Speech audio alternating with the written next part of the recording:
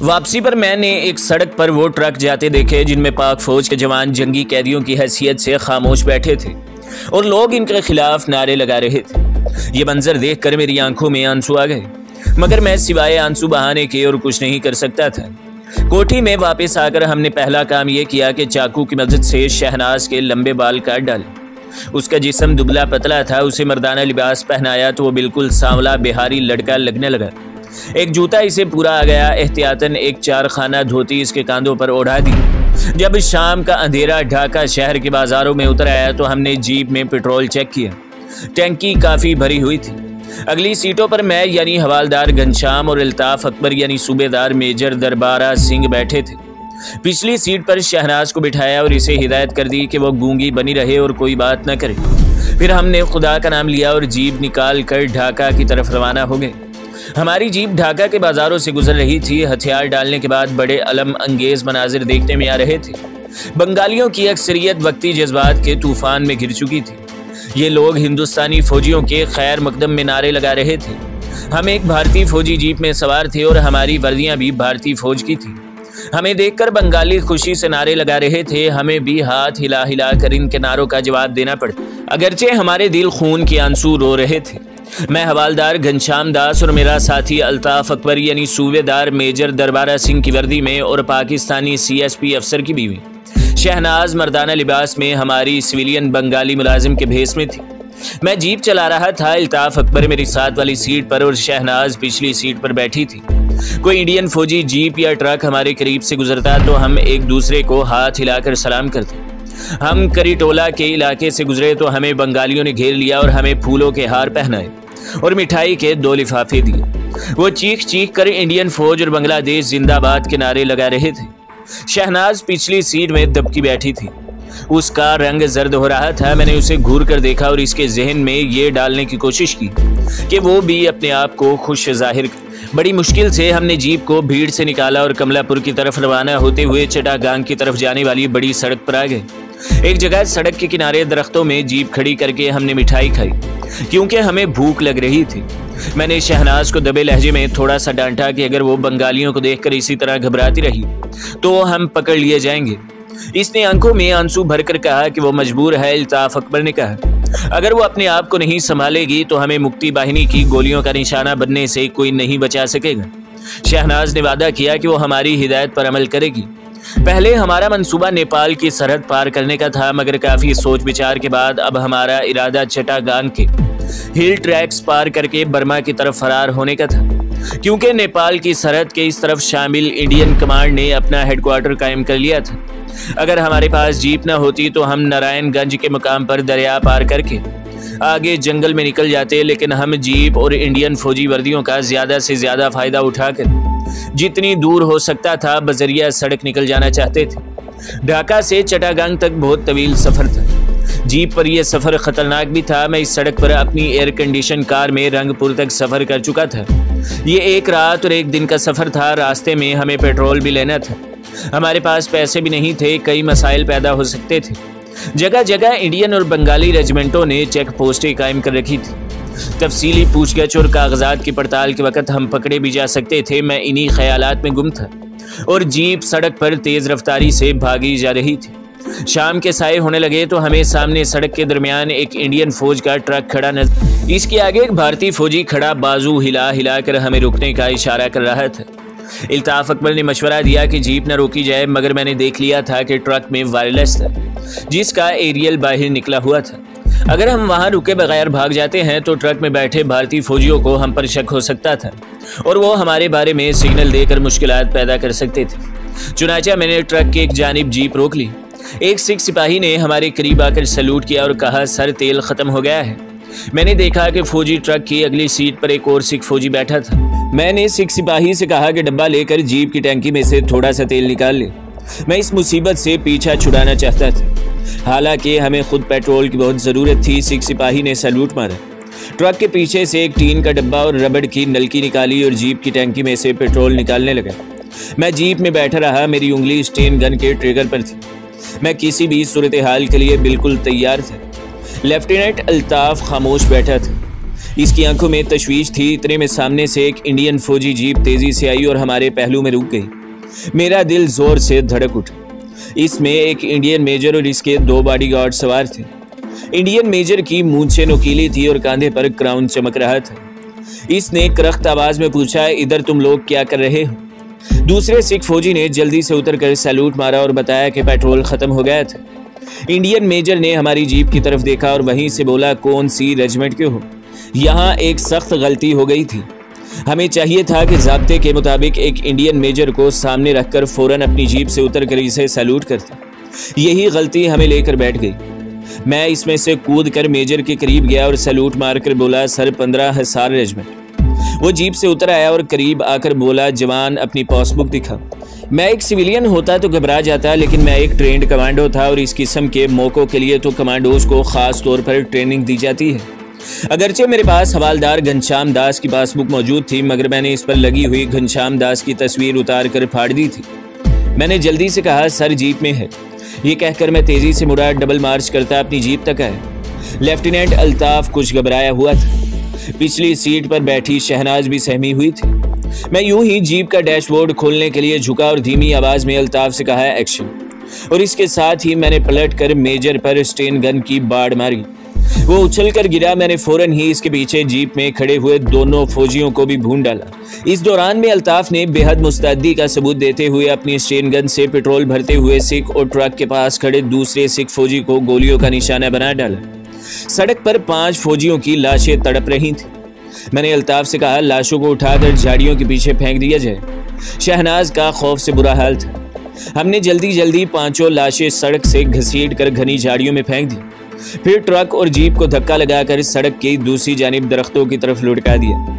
फौजियों, ट्रक और जीप की तलाशी लेने पर हमें इंडियन करेंसी में कोई 500-600 रुपए की रकम, 2 भरे हुए पिस्तौल और स्टेन गन का एमुनेशन मिला। ये एमुनेशन हमने अपनी जीप में रखा और तेजी से आगे रवाना हो गए।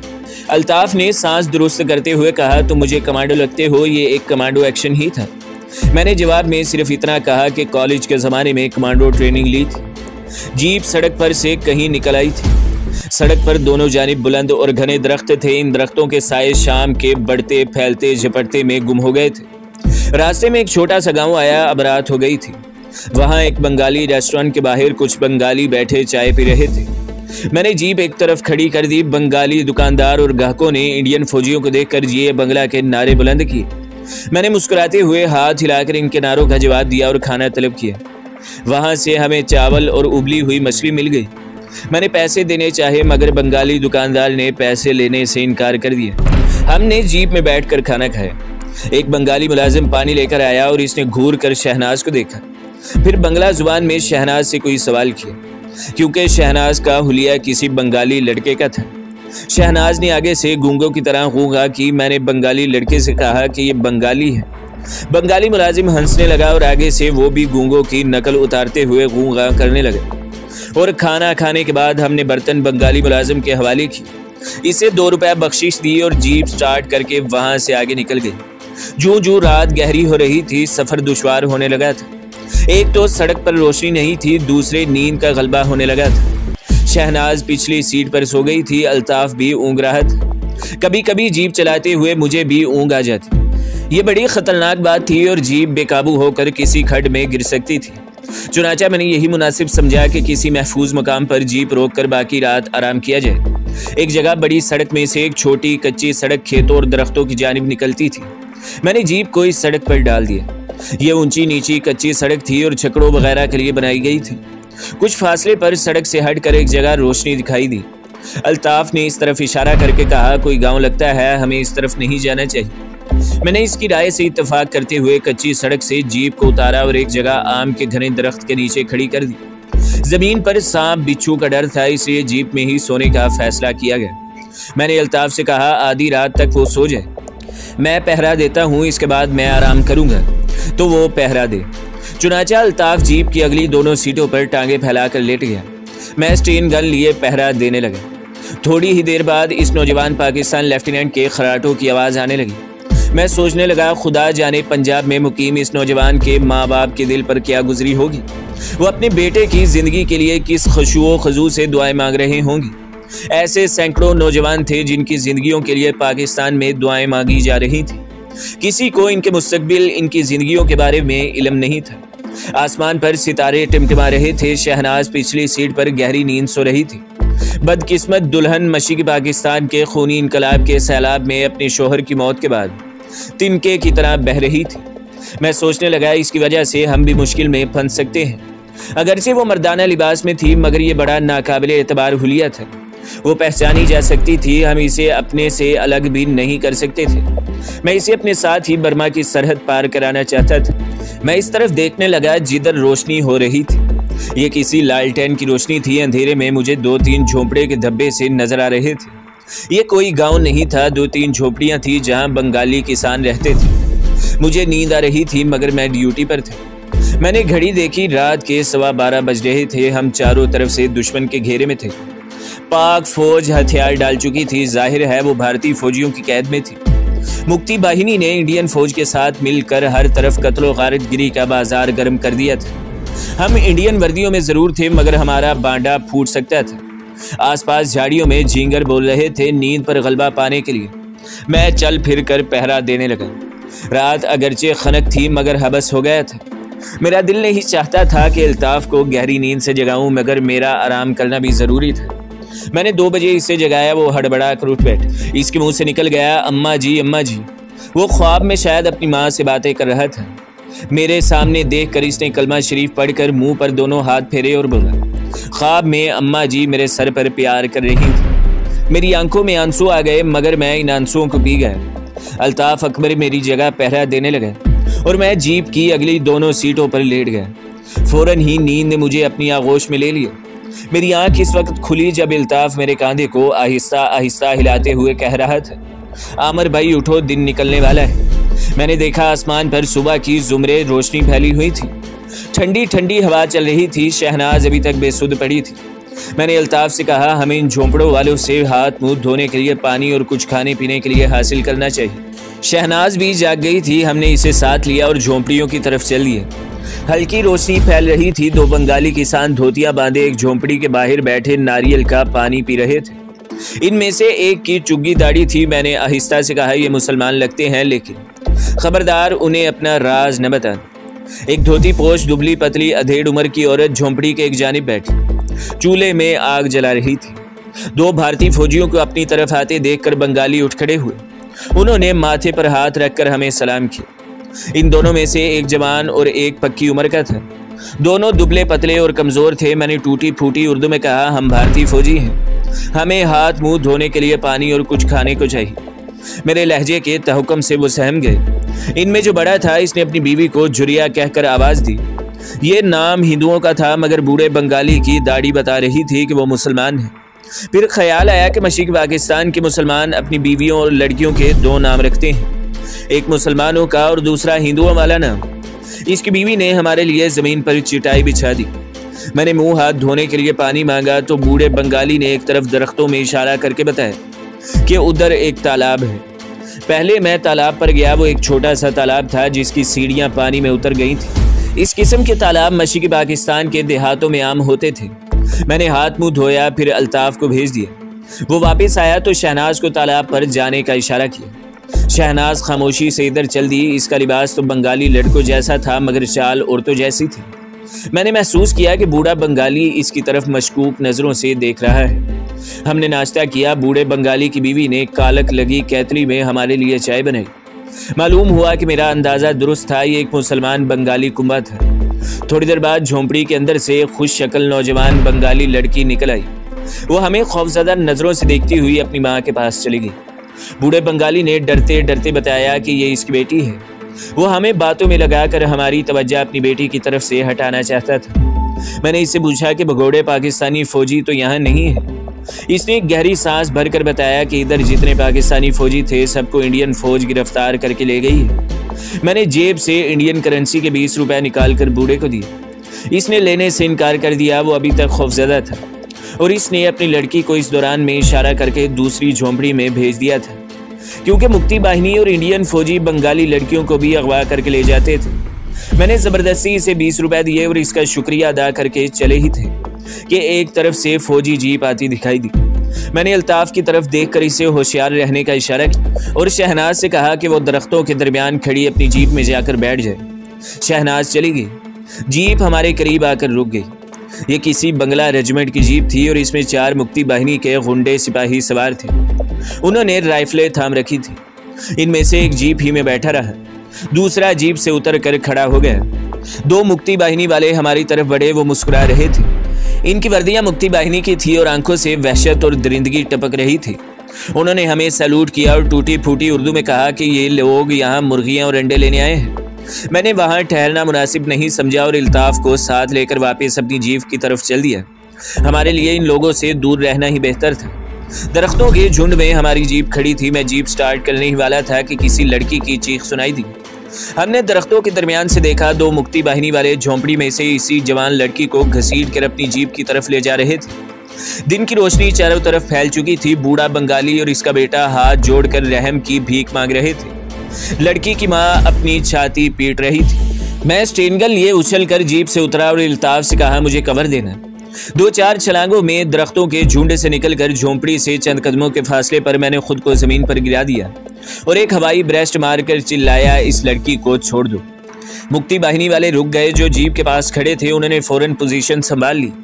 उनका लीडर अंग्रेजी जुबान में चिल्लाया, तुम इंडियन सोल्जर्स की हमने मदद की है। हम ना होते तो तुम लोग पाकिस्तानियों से हथियार नहीं डलवा सकते थे। अब हमें लूट मार क्यों नहीं करने देते? तुम भी तो लूट मार कर रहे हो। मैंने भी अंग्रेजी में जवाब दिया, सूर की औलाद, इस लड़की को छोड़कर यहाँ से चले जाओ, नहीं तो मैं फायर खोल दूंगा। उन्होंने लड़की को छोड़ने से इनकार कर दिया और मेरे चैलेंज की परवाह किए बगैर इसे अपनी जीप की तरफ घसीटने लगे। जो आदमी जीप के पास पोजीशन संभाले हुए था उन्होंने मुझ पर फायरिंग शुरू कर दी। इससे पहले कि मैं फायर करता, पीछे अल्ताफ अकबर तड़ातड़ गोलियां बरसाने लगा। वो खालिस फौजी था, इसका निशाना कभी खता नहीं जा सकता था। इसकी स्टेनगन के पहले ही ब्रेस्ट ने इन दोनों को भून डाला जो जीप के पास पोजीशन संभाले हुए थे। दूसरे दोनों लड़की को छोड़कर जमीन पर लेट गए। अब दोनों तरफ से फायरिंग होने लगी थी। लड़की भागकर झोंपड़ी में छुप गई। गोलियां तड़ातड़ करती मेरे ऊपर से गुजर रही थी। मैं कोहनियों के बल रेंगता हुआ बाएं जानिब एक दरख्त की ओट में आ गया। अकब से मेरा साथी बराबर फायर कर रहा था। इससे यह फायदा हासिल था कि वो निशाने की जद पर नहीं था। इसने दरख्त की एक शाख पर चढ़कर नीचे जमीन पर गोलियां बरसाई तो इस जगह से मिट्टी उड़ी जहां दोनों मुक्ति बाहिनी वाले लेटे हुए थे। उन्हें हालात की संगीनी का एहसास हुआ तो वो रेंगते हुए अपनी जीप की तरफ बढ़ने लगे। अल्ताफ अकबर की गोलियां इनके इर्द गिर्द बरस रही थी। जो ही एक मुक्ति बाहिनी वाला उठकर जीप की ओर लेने के लिए दौड़ा, गोलियां इसकी कमर में घुस गई। वो चीख मार कर गिर गया। मैंने दूसरे पर ब्रेस्ट मारा। चंद सेकंड बाद इसकी लाश भी जमीन पर तड़प रही थी। मैं दौड़कर लाशों के पास गया। अल्ताफ भी मेरे करीब आ गया। बंगाली बूढ़ा अपने बेटे के साथ झोंपड़ी से निकल आया। वो हाथ जोड़े हमारा शुक्रिया अदा कर रहा था, लेकिन इसके लहजे में अब भी रहम की दरख्वास्त थी। इसे अब भी खतरा था कि हम यानी भारतीय फौजी कहीं इसकी लड़की न ले जाएं। मैंने कुछ बंगला और कुछ उर्दू में बूढ़े से कहा कि वो फिक्र न करे, हम दोनों मुसलमान इंडियन फौजी हैं। इस पर बूढ़े बंगाली की आंखों से टप टप आंसू गिरने लगे और वो मेरे पांव पकड़कर ज़ारो कतार रोने लगा। वो बार बार इस्लाम और मुसलमानों पर टूटने वाले जुल्म का तज़किरा कर रहा था। इसने अपनी बीवी और बेटी को आवाज़ दी और जोर जोर से कलमा शरीफ पढ़ने लगी। इसकी आंखों से आंसू बह रहे थे। हमने इससे ज़्यादा इसे कुछ न बताया कि हम इंडियन फौजी हैं मगर मुसलमान हैं। इस बेचारे को भला क्या मालूम था कि जो भारतीय डिवीजन मशरिक़ पाकिस्तान पर हमलावर हुए थे इनमें एक भी मुसलमान नहीं था। इस वक्त ज़रूरी बात यह थी कि लाशों और जीप को वहाँ से हटा दिया जाए। हमने चारों लाशों को उठाकर इनकी जीप में पिछली सीट पर डालकर ऊपर घास फूस डालकर इन्हें छुपा दिया। फिर ज़मीन पर गिरे हुए खून के धब्बों को भी मिटा दिया। तो दोस्तों, अगली किस्त देखने के लिए हमारे चैनल को सब्सक्राइब करें, वीडियो को लाइक करें और बेल के आइकन को भी दबा दें ताकि हर जो आने वाली वीडियो है वो आपको सबसे पहले मिलती रहे।